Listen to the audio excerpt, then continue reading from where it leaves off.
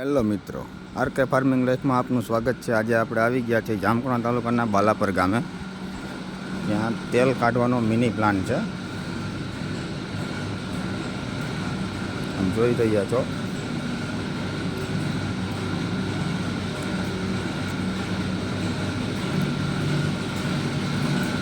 Double filter છે,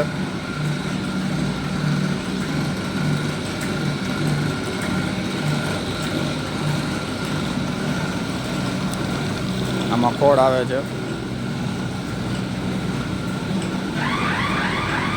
ડબ્બો ભરાઈ ગયો છે એટલે સાયરન વાગે છે।